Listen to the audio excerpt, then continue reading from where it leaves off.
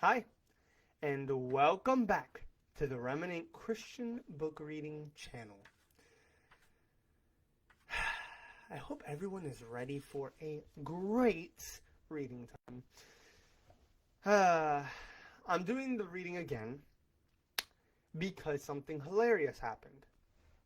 I thought it was a good idea to do the book reading with my puppy in the same room as me. Unfortunately, he didn't like being in the room with me and he started, let's just say, pouting. So yeah, that was pretty funny. But now I'm back and I'm going to do it again. We're doing chapter 7 and 8. Chapter 7 and 8. And it is going to be great. Better than Frosted Flakes. Okay, that was a bad joke. But yeah, let's go ahead and get it started. So chapter 7. The hospital. Zach swerved crazily down the street. "Watch out!" Piper shouted as he barely missed his fourth, or was it fifth, parked car. "This thing drives like a house," Zach complained. "You don't even have your license!" Piper cried. Details, details. "You barely know how to drive!" "Relax," he said with a grin. "It's just like video games." "Video games give you 3 caches or crashes for $1. Zach turned to her. "How much money we got?" "Stop joking!" Zach continued to laugh. He could be so clever sometimes. At least he thought he could. "Look out!" Piper cried as they drifted onto the wrong lane. Normally this wouldn't be a problem, except for the cement truck heading straight for them. "Zach!" He turned just in time and yanked the wheel hard to the right, so they barely missed crashing into it. The mailbox on the other side of the road wasn't so lucky. Nor was the rose bush or the pink plastic flamingos that were arranged on the front lawn. Well, they had been on the front lawn. Now they were crunching under the RV's tires, flying over the RV's roof, or hitching a free ride on the RV's bumper. Once the fun and games were over, they bounced back onto the street and continued their little suicide ride. "Excuse me," Willard interrupted, holding up his handheld computer. "If my calculations are correct, they will be catching up with us in roughly 1 minute and 32 seconds. "Willard's right," Cody agreed. "There's no way we can outrun them in this thing." "So what do we do?" Piper asked. Willard answered, "Since the RV is so viable, I suggest we hide it." "But where?" Suddenly, Zach threw the RV onto a hard left, tossing everyone to the side. "Zach, what are you—" Then Piper saw it. He'd found an underground parking lot and was racing inside. "They'll never find us here!" he shouted. Excuse me, Zach," Willard called. "What is the maximum clearance of the structure and what is our vehicle type?" "Huh?" Before he could repeat himself, the RV gave a suddening shudder as its plastic skylight was sheared off by one of the low-hanging concrete beams in the garage ceiling. Zach hit the brakes and threw them all forward to the floor. "Oh no," Piper groaned. She staggered back to her feet. "Did you just do what I think you did?" "Perhaps we should ascertain the damages," Willard suggested. "Yeah," Zach agreed. "Perhaps we should." As they stepped from the RV, Piper spotted a sign that read Eastwood Hospital Parking. "Well, at least we know where we are," she said. They boosted Zach up to the top of the RV to see what had happened. "Doesn't look too bad," he called over from his shoulder. "Where did all these pieces of flamingo come from?" "What about the RV?" Piper asked. "Is the RV okay?" The roof might leak a bit, but we could stuff a blanket in to stop that." Willard and Cody helped Zach back down as Piper asked, "So what's our plan now?" Go to the police? Cody offered. Zach shook his head.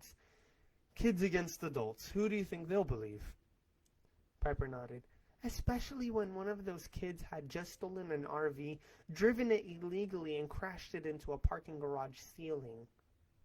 Hey, Cody asked, where's your little brother? Piper glanced around. He was nowhere in sight. Eli? Zach stuck his head into the RV. Little buddy, are you here? Nothing. Where could he have gone? Piper asked. She tried unsuccessfully to keep the fear out of her voice. You don't think that they... We'd have seen them, Pipe, Zach said. Nobody grabbed him. But why would he just slip off? Piper glanced up at the Eastwood Hospital parking sign. Wait a minute. What? Cody asked. Earlier today, she turned to Zach. Remember, he wanted to visit a hospital? So? Zach asked. So, maybe he's doing that now. Zach began to nod slowly. But why? She asked. Why does he do half the thing he does? Zach said. Piper shrugged. Zach got a point. Perhaps we should commence searching for him? Willard offered. No one disagreed, but nobody suggested how to begin either. Finally, Cody spoke up. Why don't I and Willard check out everywhere on this block? Zach nodded. I'll check the block across and behind us. Cody continued. And Piper, why don't you look in the hospital? But what if... Piper's voice was suddenly clogged with emotion. What if we can't find him? She looked down, letting her hair drop over her face. Cody waited until she looked back up. Then, holding her eyes, he said softly, We'll find him, Piper. Don't worry. We'll find him. But what if... Her voice cracked and she couldn't continue. Ever so gently, Cody put an arm around her shoulders. Then he turned to the group. Let's all meet back here in 1 hour. If we don't find him by then... He hesitated. Then we'll call the police. 5 minutes later, Piper arrived at the information desk in the hospital lobby. A silver-haired woman was frantically answering phones while pointing out directions to various visitors. Excuse me? Piper asked. Excuse me? A third phone rang. The woman motioned for Piper to wait as she answered it. Piper blew the hair out of her eyes and glanced around the lobby. The place was huge, and modern art covered the walls. In the middle of the room stood the world's ugliest statue. She couldn't figure out if it was supposed to be a spiderweb, a bony hand, or some stringy alien spacecraft visiting from another planet. It made no difference. Piper was not crazy about visiting hospitals. Actually, it wasn't the hospitals. It was the people suffering in them. She'd never forget the time she volunteered as a candy stripper, or striper, I guess. On her first day on the job, a nurse asked her to help change the dressing on an old man's wound. It wasn't too bad, just a deep gash along his belly, where a piece of metal had dug in from a car crash. And Piper didn't have to do any of the work. All she had to do was hold the bandages as the nurse unwound them. No problem. The problem came when they peeled back the old bandages and Piper saw the open wound. Actually, it wasn't the seeing that was the problem. It was the getting sick to her stomach, the feeling her face break out in a sweat, and the fainting right there onto the floor. That was a bit embarrassing. When she woke up, the nurse was helping her to her feet. Sweetheart, are you okay? She asked. Of course, Piper had pretended nothing was wrong, that she tripped or stumbled or something, and she might have pulled it off, except for the part of seeing the open wound again, breaking out in a sweat again, and, you guessed it, hitting the floor again. So much for her career in the medical field. May I help you? The voice drew her out of her memories and back into the lobby. She looked at the silver-haired lady and cleared her throat. Did you see a little boy come in here? 6 years old, dark hair and glasses that are... Is he lost? Well, no, I mean, maybe. I don't know. The woman's smile froze slightly. Realizing how lame she sounded, Piper tried again. Actually, I'm not even sure he's here. The frozen smile cracked slightly. Another phone rang. The woman reached for it and answered. Good afternoon, Eastwood Hospital, how may I help you? Then another ring. Would you hold, please? Good afternoon, Eastwood Hospital, how may I help you? Piper glanced around. It was pretty obvious that the only way she could find Elijah was to look for him herself. With a sigh, she turned from the desk and started for the elevators. She'd taken only a few steps before she heard, Miss! Miss! She turned to see the woman at the desk, calling to her. I'm sorry, but children are not allowed to visit without an adult. Child? I'm no child. I'm almost sorry. Those are the rules. The phone rang again, and she answered it. Good afternoon, Eastwood Hospital. How may I help you? Across the lobby, the doors to the elevator opened. For a second, Piper thought of racing into it. Rules or no rules. But knowing the woman was keeping an eye on her, and that she had broken more than the daily minimum requirement for rules for one day, Piper turned slowly and started for the exit. With each step she took, her heart grew heavier. Things were finally catching up with her. Leaving the house, losing mom and dad, and now her baby brother. Why was everything so hard? Why? What was the big secret her parents kept hiding from her? And why, just when things started to get normal, did stuff like this always happen? She stepped out the hospital doors and back into the sunlight. Tears filled her eyes. She blinked them back. She would not cry, not now, not when Elijah needed her. She swallowed hard, then thought back to the Bible verse Mom and Dad had left them. I am with you always. It sure didn't feel like anyone was with her. It felt more like she was lost and alone. Very, very alone. Where are you, God? She whispered to herself. Where are... Excuse me. She turned and saw an old man holding his chest, leaning against the building. I think I'm having a heart attack, he said. Piper rushed to his side. Hospital, he gasped. I must get to... It's here, she said. She searched the building. You just passed the emergency exit. It's back there. The man turned but could barely stand. Come on. She slipped her shoulder under his arm. I'll help you. Think. He could say no more. Excuse me, sorry. They headed down the sidewalk as fast as they could. But even as Piper held the man, she sensed there was something familiar about him. She'd seen him somewhere. They were a dozen feet from the hospital doors when she heard Zach shouting across the street. Piper, what's up? She turned as he ran to join them. This man, he's having a heart attack, she shouted. Zach arrived and moved to the man's other side. Thank you, the old man gasped. Thank you. Zach nodded, glancing to Piper. He asked, Any sign of Eli? Piper shook her head. You? Nothing. They reached the emergency entrance. The doors hissed opened, and within seconds an orderly was at their side, grabbing a wheelchair. He eased the man down as a nurse arrived with a clipboard. Ooh, what's your name, sir? She asked. Gabriel, he wheezed. Like the angel? He nodded. The nurse wrote it down and turned to the orderly.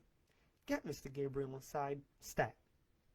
They rolled him toward a pair of frosted glass doors, but when the door slid open, Piper caught her breath. For there, just inside the hallway, stood her little brother. Elijah! She called.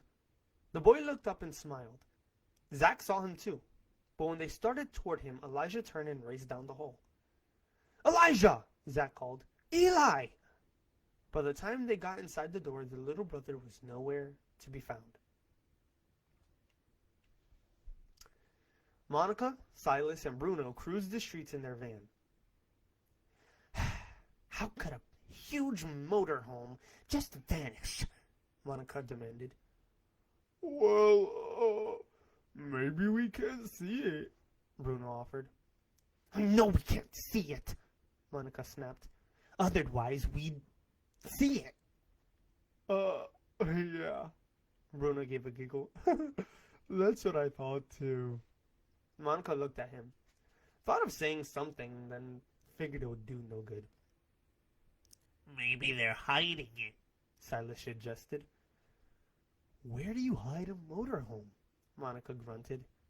Silas immediately hit the brakes and they all flew forward. What are you doing? Monica demanded. He said nothing but pointed to the building directly beside them. The one with the sign reading, Underground Parking.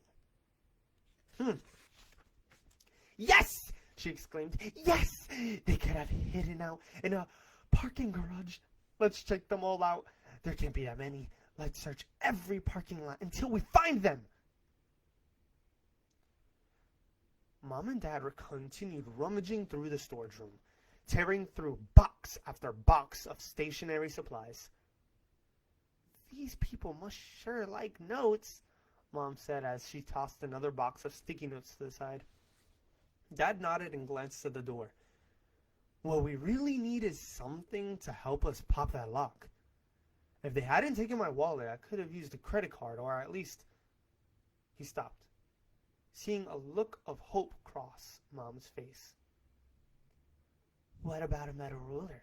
She asked. I've got a whole box of them right here. Let's see one. She handed him a ruler and he headed for the door. Mom followed as he crouched down to peer through the small crack between the door and the frame. Then, ever so carefully, he slipped the ruler into the crack and tried to catch the underside of the bolt. A moment later, the door gave a click. Got it, he said. Now what? Now we try to find a way out of here. The children's surgical unit was on the 4th floor of the hospital. There, in a small conference room, an older doctor spoke to some very frightened parents. We feel that brain surgery is the only chance for Leanne's survival. But, at best, it's only a 50-50 chance. A long pause followed before the father cleared his throat. Those aren't great odds, Doctor. The doctor nodded. I understand how you feel, but as you know, we have the best surgeons in the city for this kind of procedure. The father nodded. That's why we had her transferred here, but only 50-50. Another pause followed. Finally, the doctor answered. A 50-50 chance is better than no chance, and that's what she'll have if we don't operate. Across the room, an elevator dinged. The father looked into the hall to see the elevator doors open and a 6-year-old boy with dark hair and glasses appear. The boy stepped into the hallway, looked both directions, and then headed for the children's ICU. The green van entered the hospital's parking garage. There it is, Silas shouted. After 3 garages, they'd finally found the right one. Silas brought the van up to a stop and stepped out, pulling his gun from his waistband. He silently approached the RV. He opened the door carefully and looked inside. No one was in sight. It's empty, he called back to Monica. Monica nodded. All right then. Let's you and I comb the area. Bruno, you stay here in case they come back. Bruno replied, Yes, dear Monica. Your wish is my command. Monica gave him a furious look, then shouted, Knock it off! Interesting.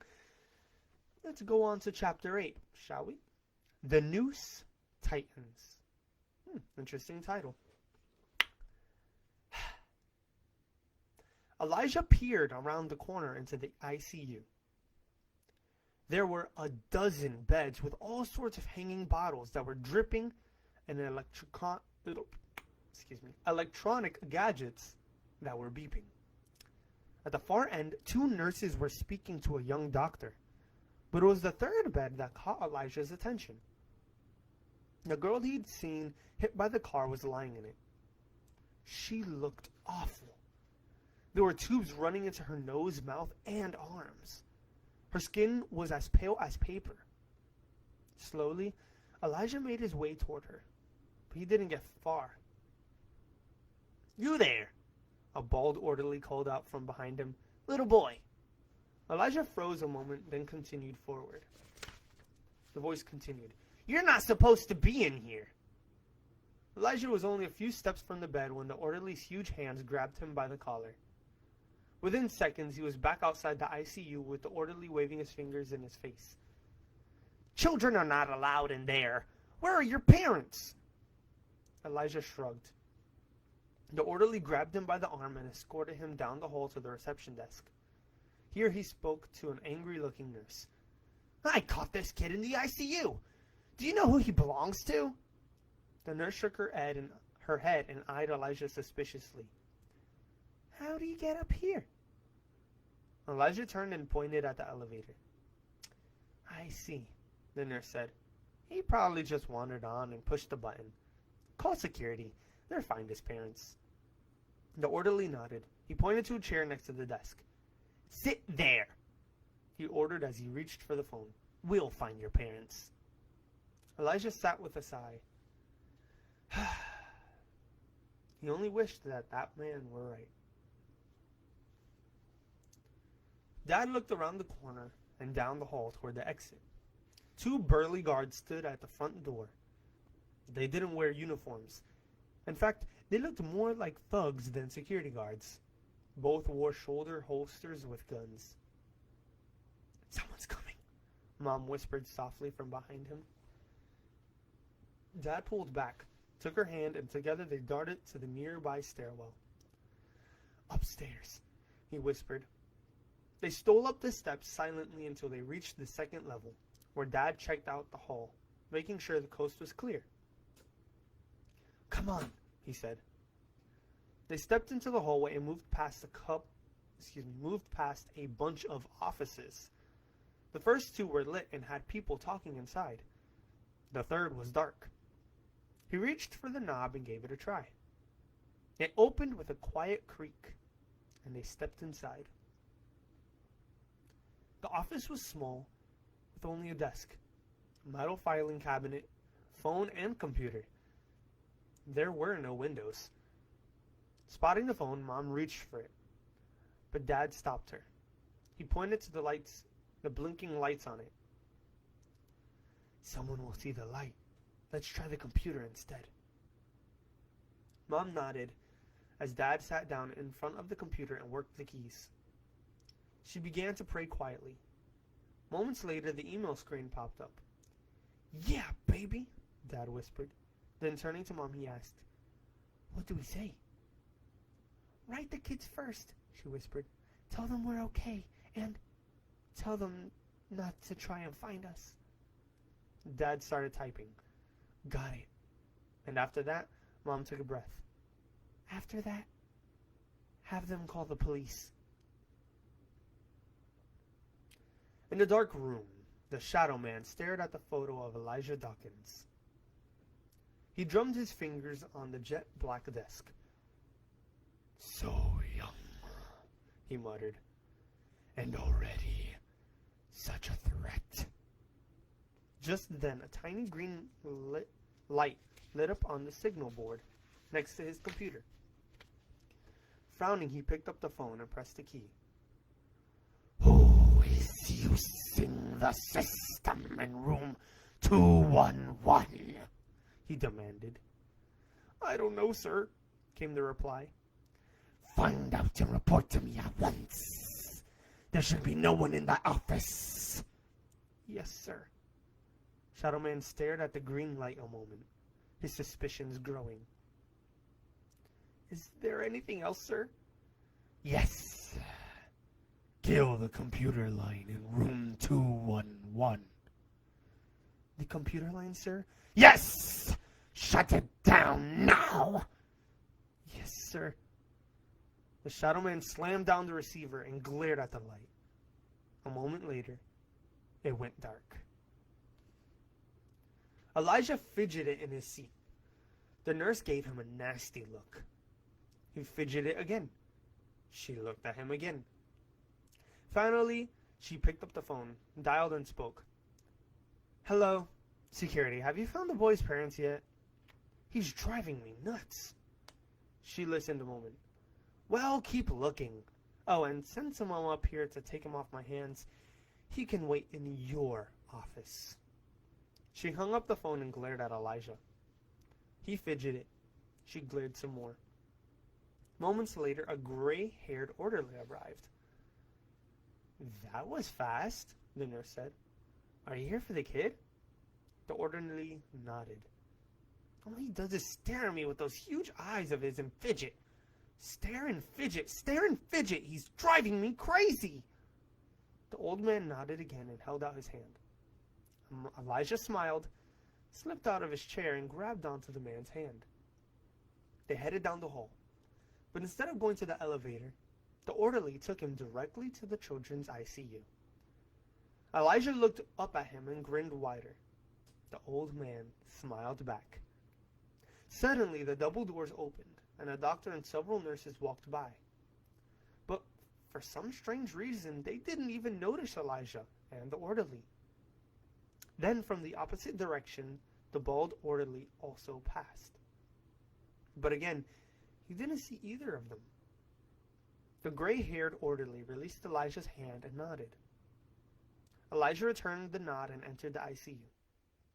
He approached the third bed, the one where the little girl slept. Then, ever so gently, he reached over and touched her head. Something's wrong, Dad said. I've lost the signal. Mom looked alarmed. Did you get a message out? I think so, but at least to the kids, but... The office door exploded open and two big thugs entered. Don't move, No, first ordered. don't touch the keyboard. Dad nodded. The signal shut down anyway. Finally, a third man came into the room. The strangest person Mom or Dad had ever seen. He was huge. A good 400 pounds. Somehow, his head didn't quite match his body. But there was something even stranger. Even in the light, parts of the man could barely be seen. It was like he was constantly cloaked in shadow. It made no difference how directly the light shone on him. Parts of his body, especially his face, could never be seen completely. Very clever, Mr. Dawkins. The man seemed to hiss more than speak. I see you have sent a message. Stepping closer to the computer, the man stared at what Dad had been writing. Of course, Dad turned, trying to delete the message. The man made a horrible sound like a screaming, suffering animal. Dad was then thrown across the room as easily as if he were a rag doll.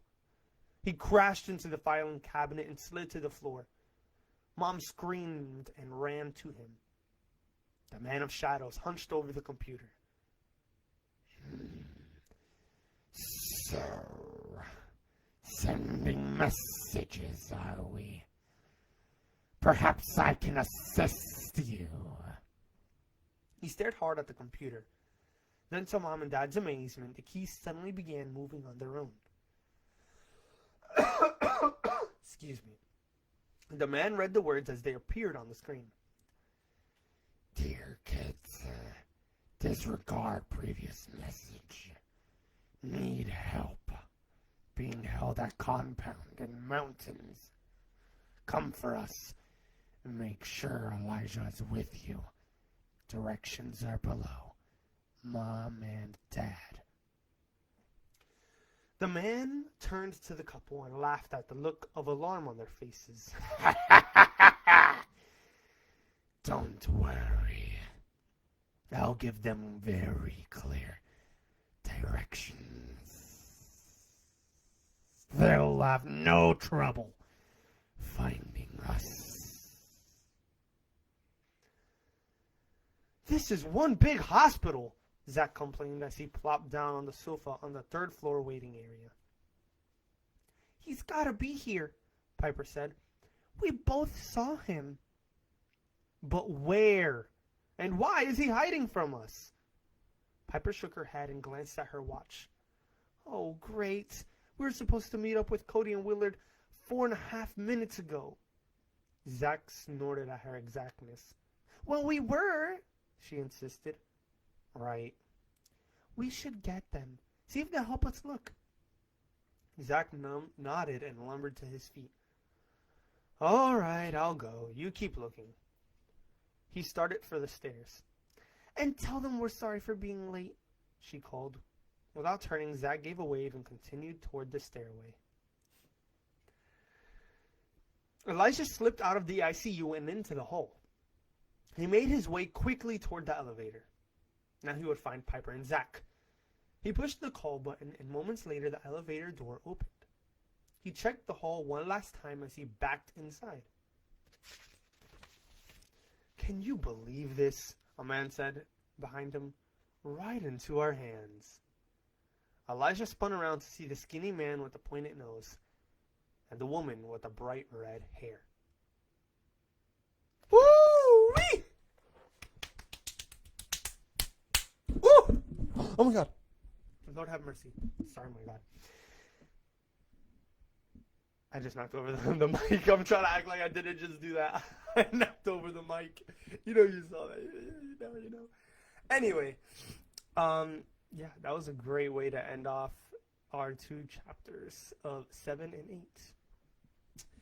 My Lord have mercy on my throat, because doing Shadow Man's voice actually hurts.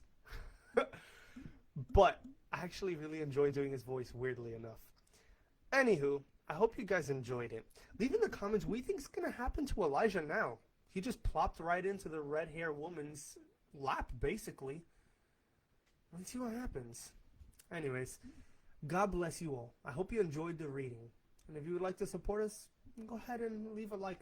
It lets me know that you guys are enjoying the book. And if you feel it in your heart, go ahead and subscribe and help support the channel. Anyways, I hope you all enjoyed. I hope you have a great evening, night, afternoon, whenever you're watching. God bless you all. And remember that Jesus loves you. Goodbye.